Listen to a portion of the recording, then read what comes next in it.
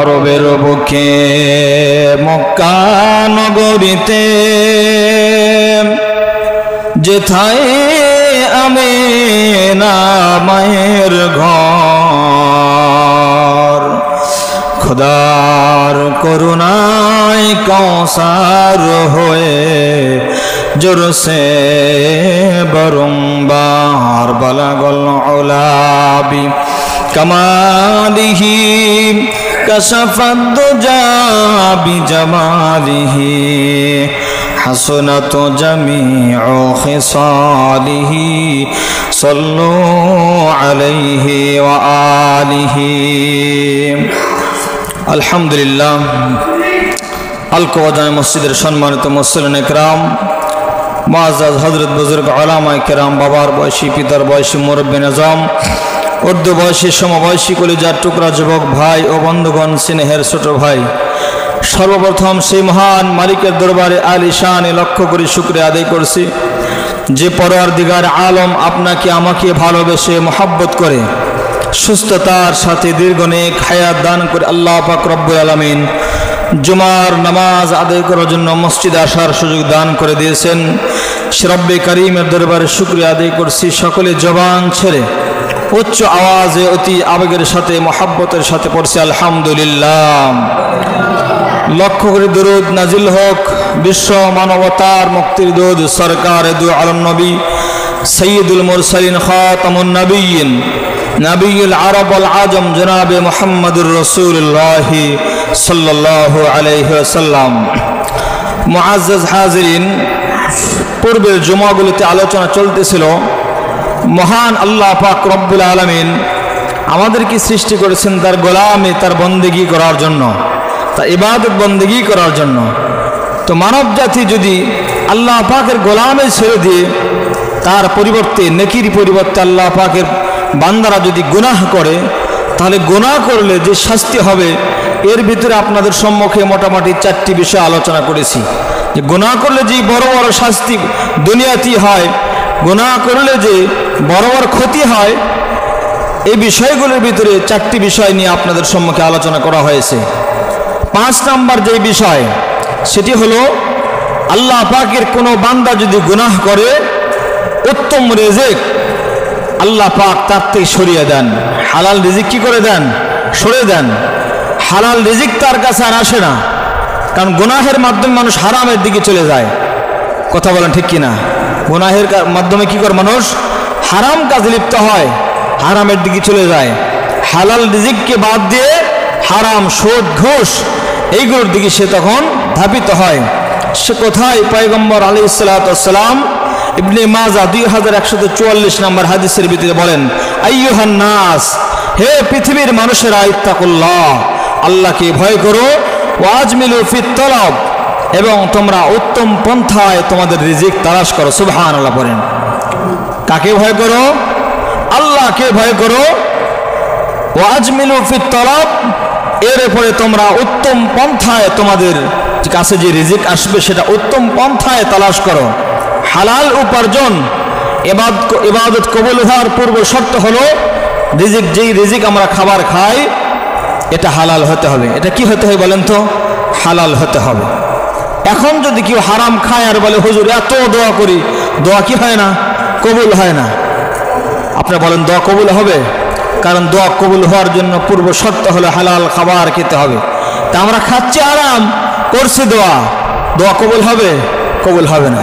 সে কোথায় বিষ্ণু বলেন, 1 নম্বর পৃথিবীর মানুষেরা আল্লাহকে ভয় করো, ওয়াজমিলু ফিত তলব, উত্তম পন্থায়, সুন্দর পন্থায়, হালাল পন্থায় তোমরা রিজিক তালাশ করো।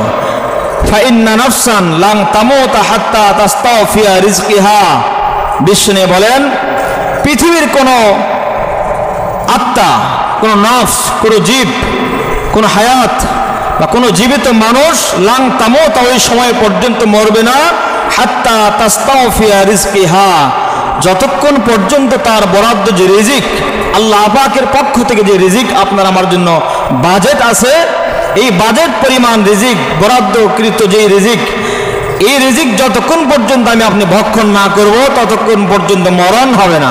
সুবহানাল্লাহ বলেন। এর দ্বারা স্পষ্ট হয়ে গেল যারা হালালকে বাদ দিয়ে হারামের দিকে দৌড়ায় এটা বোকা। এরা কি বোকা, নির্বোধ, অজ্ঞ লোকেরা। যারা চালাক তারা অবশ্যই ভাববে যে আমার রিজিক আল্লাহ পাক যতটুকু রিজিক দিয়েছেন ততটুকুই আমি খাবো, তার কমও নয় বেশিও নয়। এই খাবার বরাদ্দ রিজিক না খাওয়া পর্যন্ত আমার মরণ হবে না। তাহলে হারামের দিকে আমি কেন যাচ্ছি? আমার জন্য তো আল্লাহ পাক রিজিকের একটা বাজেট করে রাখছেন, বরাদ্দকৃত যে রিজিক এটা আমি না খাওয়া পর্যন্ত আমার মরণ হবে না। অতএব আমরা হারামের দিকে কেন যাই? এটা তো হালাল, আল্লাহ পাক তো আমাকে দিবে, এই রিজিক দিবেই দেবে। অতএব যারা হালালকে বাদ দিয়ে হারামের দিকে দৌড়ায় তখন হালাল তার থেকে দূরে সরে যায়। যখন হারামকে গ্রহণ করে একের পর এক মুসিবত, আপদ, বালা, মুসিবত লেগেই থাকে। কথা বলেন ঠিক কিনা?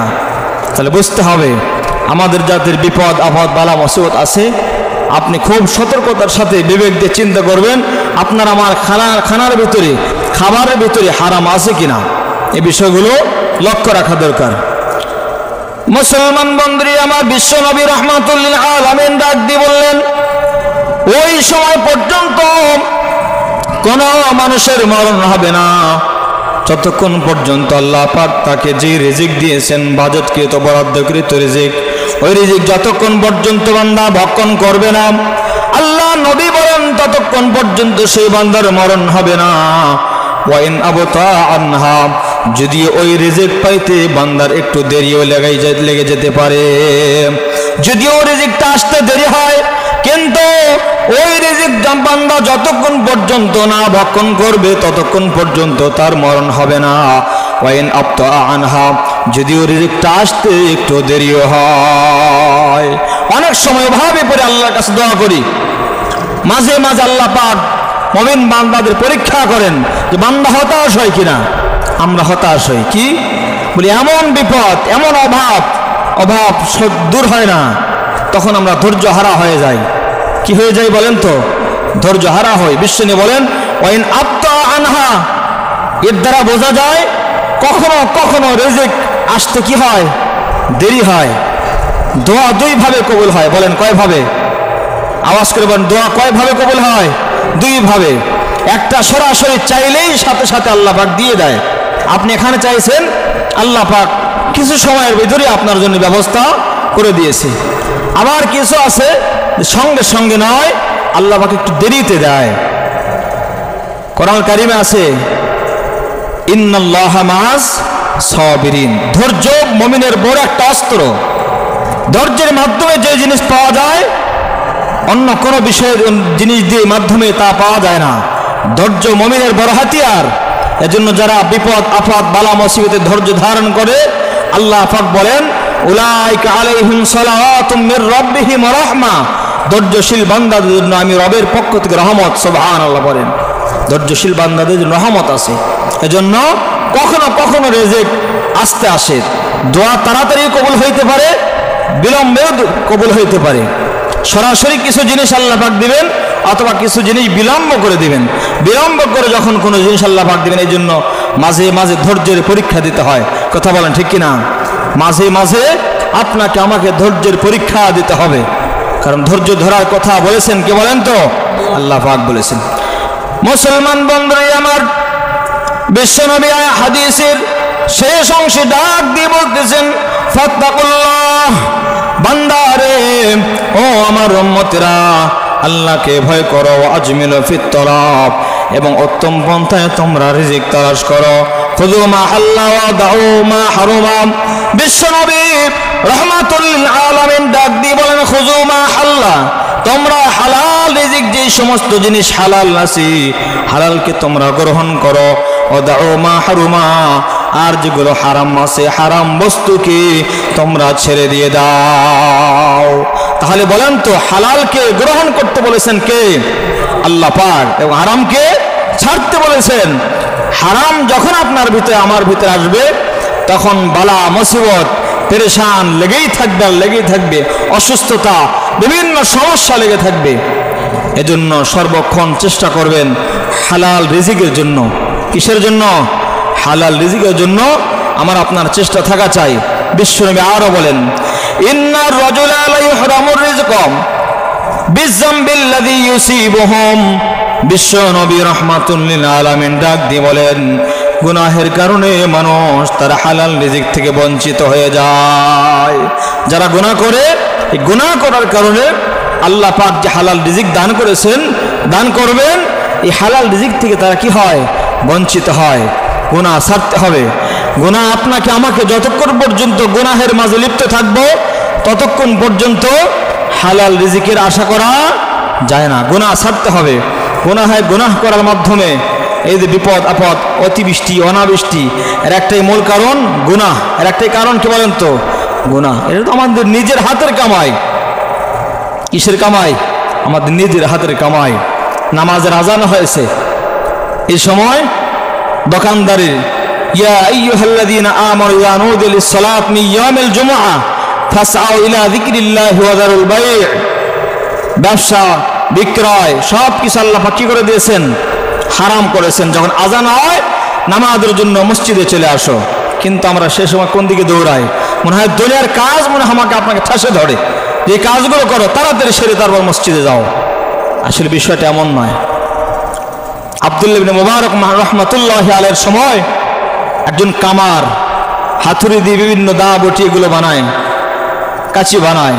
যেরকম এগুলো বানার সময় হাতুড়ি উপরের দিকে উঠাছে, সঙ্গে সঙ্গে মসজিদে মুয়াজ্জিন সাহেব আযান দিয়েছেন, হাতুড়ি ওই যে উপরের দিকে উঠাছেন, আর সে হাতুড়ি নামায় নাই, পেছন দিকে ফেলে দিয়ে আল্লাহর ঘরে চলে গেছেন নামাজের জন্য। সুবহানাল্লাহ বললেন না? একজন কামার। আমরা তো এগুলোকে ছোট নজরে দেখি কাজগুলো যারা করে, অথচ এই মানুষটি এমন আল্লাহ পাকের কাছে দামি হয়ে গেছে, আজও তার নাম স্বর্ণাক্ষরে কিতাবের ভিতরে চলে আসছে। সুবহানাল্লাহ পড়েন। এজন্য যখন আজান হয় নামাজের জন্য মসজিদে চলে আসা, কিন্তু ওই সময় আমরা দুনিয়ার কাজে লিপ্ত হয়ে যাই। কথা বলেন ঠিক কিনা? এরকম কাজ করা উচিত নয়। গুনাহের দ্বারা এই 5 নম্বর যে বিষয়, সেটি হলো হালাল রিজিক সরে যায়। হারাম যারা গুনাহকে গ্রহণ করে, বেশি বেশি গুনাহ করে, তখন সেই বান্দার থেকে হালাল রিজিক চলে যায়, হারামে লিপ্ত হয়ে যায়। এরপর 6 নম্বর বিশ্বনবী রাহমাতুল লিল আলামিন বলেন, 6 নম্বর যে বিষয়টি সেটি হলো গুনাহ করার দ্বারা মানুষ আল্লাহকে ভুলে যায়। বলেন, গুনাহ করার দ্বারা কাকে ভুলে যায়? আল্লাহকে ভুলে যায়। বরং বান্দা গুনাহ করার কারণে আল্লাহকে ভুলতে ভুলতে এক পর্যায়ে নিজেকেও ভুলে যায়। আল্লাহকে ভুলতে ভুলতে নিজেকেও ভুলে যায়। সে কথাই আল্লাহ পাক রব্বুল আলামিন সূরা হাসর আয়াত নাম্বার 19 আল্লাহ পাক বলেন, ওয়ালা তাকুনু কাল্লাযীনা নাসুল্লাহা ফাআনসাহুম আনফুসাহুম উলাইকা হুমুল ফাসিকুন। মুসলমান বন্ধুরা আমার, সূরা হাসর আয়াত নাম্বার 19 নম্বর আয়াতের ভিতরে আল্লাহ পাক রব্বুল আলামিন ডাক দিয়ে বললেন, ওয়ালা তাকুনু কাল্লাযীনা, তোমরা ওই সমস্ত বান্দাদের মতো হবে না, নাসুল্লাহ ফাআনসাহুম, যারা তার রব আল্লাহ পাক রব্বুল আলামিনকে ভুলে গিয়েছে, ফাআনসাহুম আনফুসাকুম, বরং তারা আল্লাহকে ভুলে নাই, আল্লাহকে ভুলতে ভুলতে তারা তাদের নিজেদেরকেও ভুলিয়ে গিয়েছে। আল্লাহকে ভুলতে ভুলতে নিজেদেরকেও ভুলিয়ে গেছে। এক সময় আল্লাহকে চিনেছিল যে আমার রবকে, বলেন তো আল্লাহ, এ কথা তার দিলে ছিল। গুনাহ করতে করতে এক পর্যায়ে আল্লাহকে ভুলে গিয়েছে। এই জন্য তো আল্লাহকে বলতে বলতে গুনাহ করতে করতে এক পর্যায়ে নাস্তিক হয়ে যায়। কি হয়? নাস্তিক হয়। তখন বলে আমার স্রষ্টা বলতে কেউ নয়, ব্যাং থেকে বাদর, বাদর থেকে মানুষ। কথা বলেন ঠিক কিনা? আল্লাহকে ভুলে গিয়েছে। বলতে বলতে এক পর্যায়ে তার নিজেকেও ভুলে গিয়েছে যে আমার তো মরতে হবে। আসমানের মালিক আল্লাহ পাক আমাকে সৃষ্টি করেছেন, আমাকে একদিন মৃত্যুবরণ করতে হবে। জান্নাত জাহান্নাম সত্য, কবর জগৎটা সত্য, এই কথাকেও সে কি হয়? ভুলে যায়। কোরআন আয়াত এটি। আল্লাহ পাক বলেন ওই সমস্ত মানুষ যারা আল্লাহকে ভুলে যায়, আল্লাহ তাআলাকে ভুলতে ভুলতে এক পর্যায়ে সে তার নিজেকেও ভুলিয়ে যায়।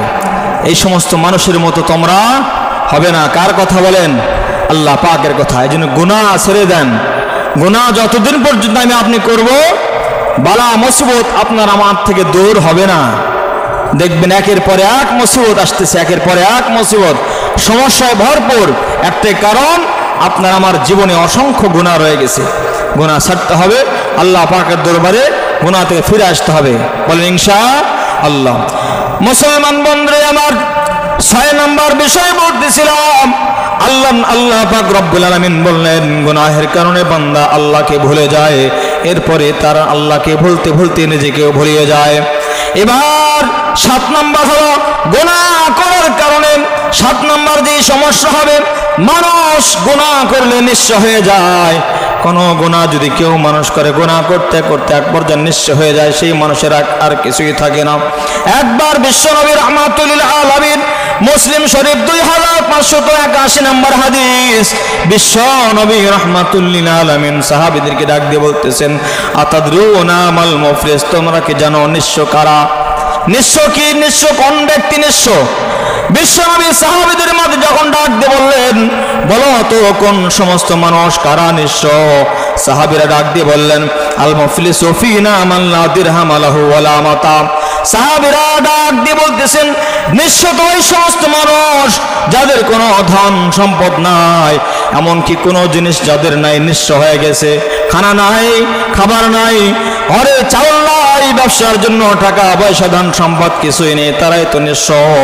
এবার বিশ্বনবী ডাক দিয়ে বললেন, ইন্নাল মুফলিসা মিন উম্মতি, আমার উম্মতের ভিতরে এই সমস্ত মানুষ হলো নিঃস্ব, ইয়াতি ইয়াউমাল কিয়ামাতি বিসালাতিন ওয়া সিয়ামিন ওয়া যাকাতিন। এই হাদিস যখন বললাম নিজেকে খুব কষ্টকর মনে হলো, নিজেকে খুব ছোট মনে হলো। কত ইবাদত বন্দেগী আমরা করতেছি। আল্লাহর নবী বিশ্বনবী রাহমাতুল লিল আলামিন হাদিসের ভিতরে কি বলেন খুব মনোযোগ সহকারে শুনবেন। আল্লাহ নবী বিশ্বনবী বললেন, সাহাবীরা বললেন, যে মানুষের কাছে ধন নাই, সম্পদ নাই, এই মানুষরা বড় নিঃস্ব মানুষ। বিশ্বনবী ডাক দিয়ে বললেন, ইন্নাল মুফলিসা মিন উম্মতি, আমার উম্মতের ভিতরে এই সমস্ত মানুষ হলো নিঃস্ব, ইয়াতি ইয়াউমাল কিয়ামা, যারা কিয়ামতের দিন আল্লাহ পাকের দরবারে হাজির হবে, বিসালাতিন ওয়া সিয়ামিন ওয়া যাকাতিন, নামাজ নিয়ে, রোজা নিয়ে, যাকাত নিয়ে, হজ নিয়ে, সব কিছু ইবাদত বন্দেগী নিয়ে আল্লাহ পাক রব্বুল আলামিনের দরবারে হাজির হবে। সুবহানাল্লাহ। তাহলে নিঃস্ব কারা? যারা কিয়ামতের দিন এমন মানুষ হবে নিঃস্ব, যারা নামাজ, রোজা, যাকাত নিয়ে আল্লাহ পাকের দরবারে হাজির হবে। প্রশ্ন জাগে কি জাগে না? যে নামাজ, রোজা, হজ, যাকাত এত ইবাদত বন্দেগী নিয়ে তারা আল্লাহর দরবারে হাজিরা দিবে, আর তারাই হবে নিঃস্ব। কারণ কি? বিশ্বনবী বলেন, ইয়াতি ওয়াকাদ শাতামা হাযা, ওই সমস্ত মানুষ যারা নামাজ পড়েছে, রোজা রেখেছে, হজ করেছে, যাকাত দিয়েছে, বহুত ইবাদত বন্দেগী করেছে, কিন্তু মানুষের একটা বদ অভ্যাস ছিল, ইয়াতি ওয়াকাদ শাতামা হাযা, ওই বান্দা যখন আল্লাহ পাক দরবারে যখন হাজিরা দিবে, উপস্থিত হবে, ওই বান্দা দুনিয়ার ভিতরে যখন আল্লাহ পাক তার হায়াতে তাইয়্যিবা দান করেছিলেন, ওই লম্বা হায়াতে, ওই দীর্ঘ হায়াতে নামাজ পড়েছে, রোজা রেখেছে, হজ করেছে, যাকাত দিয়েছে, কিন্তু বান্দার একটা বদ অভ্যাস ছিল, সেটি হলো ইয়াতি ওয়াকাদ শাতামা হাযা, সেটি হলো বান্দা কোথায় কোথায় মানুষকে গালি দিত। তাহলে বলেন তো, নামাজ, রোজা, যাকাত, হজ সব কিছু নিয়ে আল্লাহর দরবারে হাজির হবে, এরপরে সেই বান্দা একটা দুনিয়ার ভিতরে বদ অভ্যাস, মানুষকে কি করতে বলেন? মানুষকে গালি দিত। সেই মানুষ বড় নিঃস্ব মানুষ, যে মানুষকে দুনিয়ার বুকে গালি দেয়।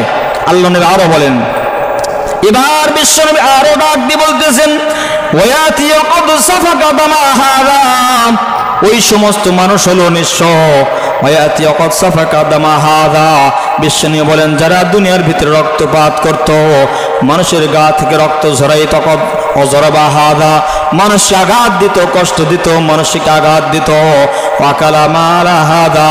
এবার বিশ্বনবী বলেন, মানুষের সম্পদ ভক্ষণ করত, জোরপূর্বকভাবে দখল করে মানুষের সম্পদ গ্রহণ করত, এমন মানুষ আসরের দিন আল্লাহ পাক রব্বুল আলামিনের সামনে নিঃস্ব হয়ে যাবে।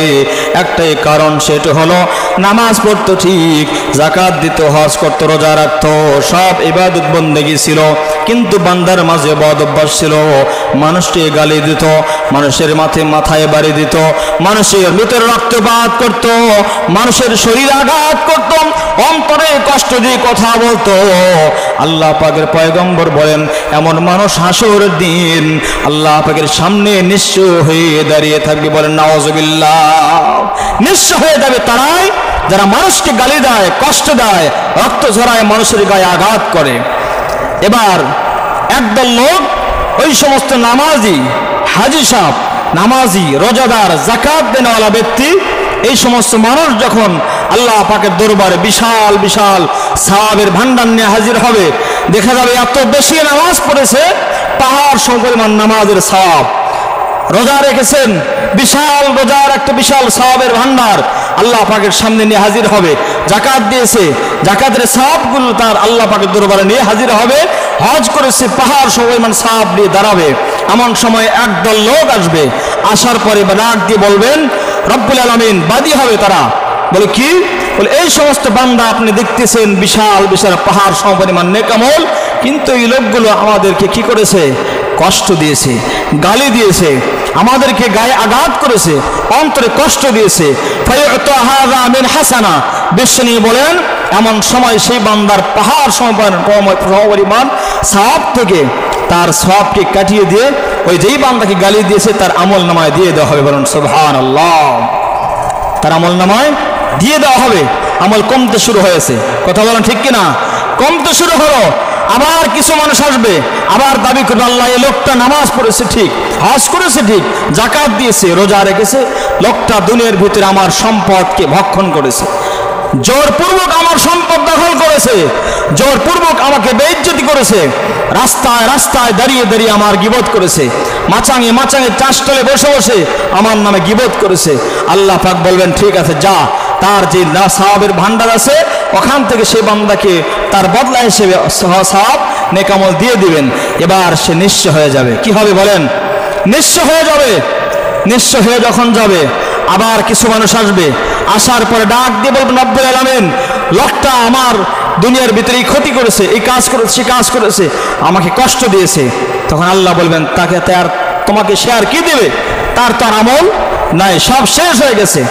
এবার বিশ্বনবী ডাক দিয়ে বলেন, যখন বান্দার আমল নামায় কোন নেকি থাকবে না, ভালো কোনো আমল থাকবে না, এমন সময় আল্লাহ পাক রব্বুল আলামিন ডাক দিয়ে বলবেন, উখিযা মিন খাতায়াকুম সুম্মা তুরিহা ফিন্নার।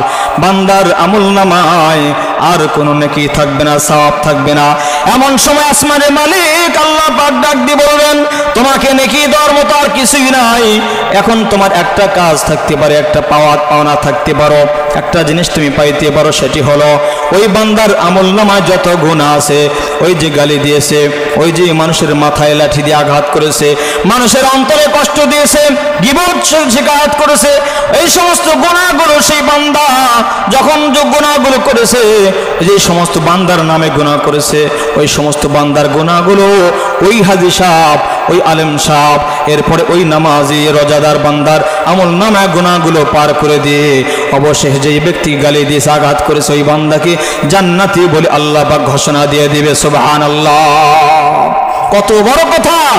আমরা একটু হিসাব করি না, মানুষকে ব্যবহার কথা বলার সময় কত কষ্ট না আমরা দিয়ে থাকি, অথচ স্পষ্ট সহিহ হাদিস, এগুলো মুসলিম শরীফের হাদিস, বুখারী শরীফের হাদিস।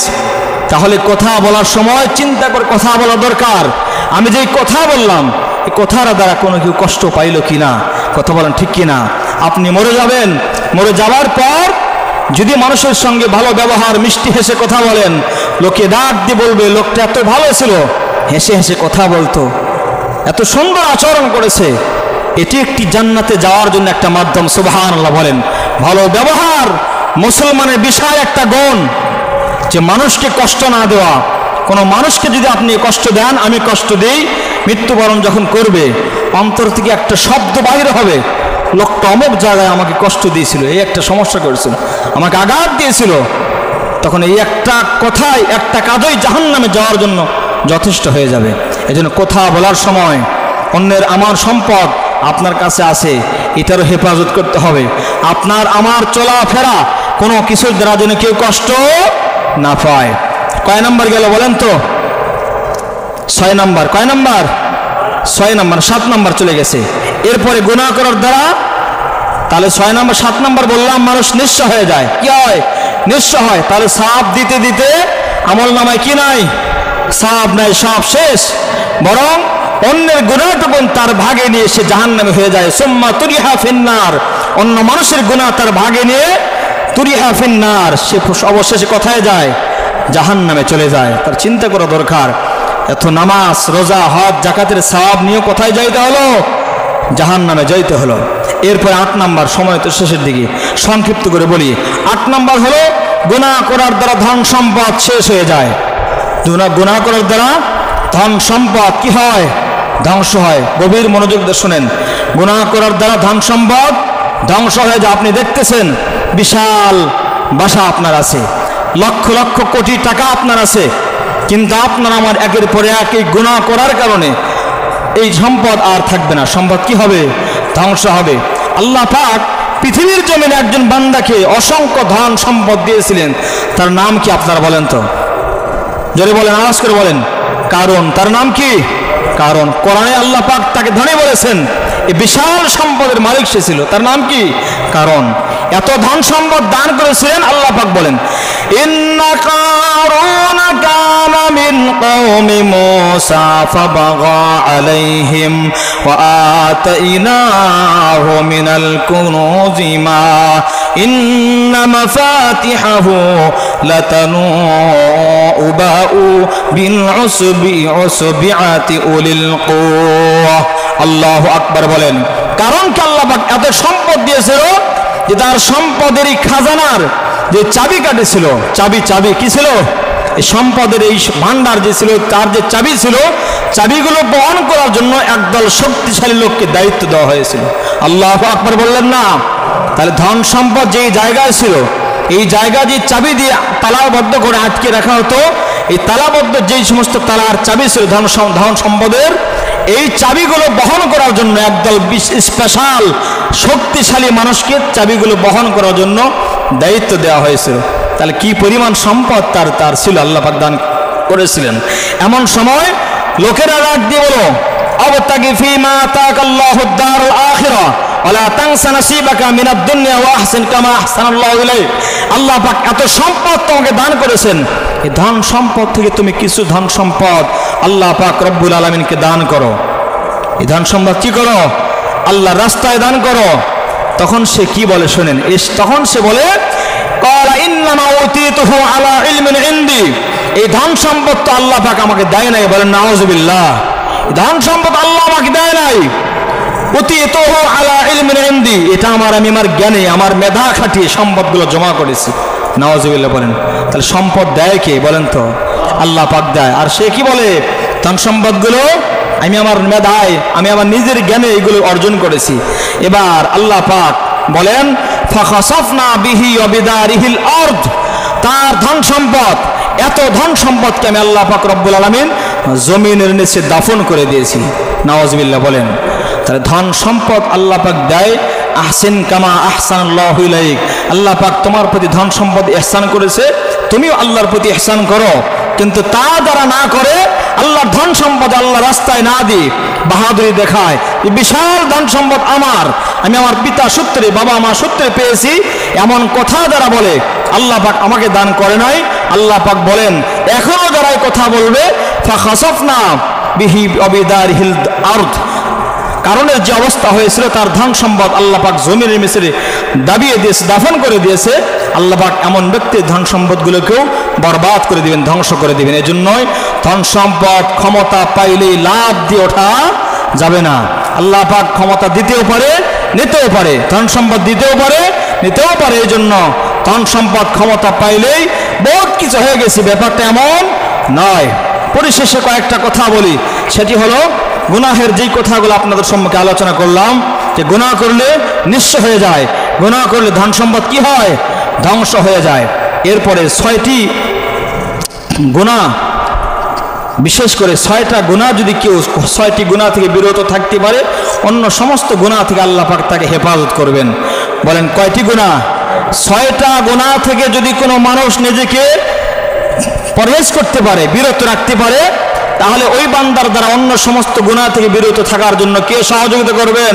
আল্লাহ পাক। 1 নাম্বার, গীবত শেকায়াত করা যাবে না। 1 নাম্বার কি বলেন তো? 1 নাম্বার, গীবত শেকায়াত করা যাবে না। কারণ গীবত শেকায়াত জিনিসটা কি? এমন কোন কথা, যেই কথা আমার কথা আপনি অন্যকে বললেন, এই কথা যদি আমি শুনি আমি কষ্ট পাবো।